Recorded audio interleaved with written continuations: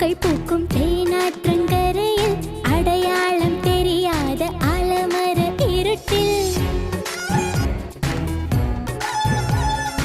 இருள் கூட அறியாத இன்பங்களில்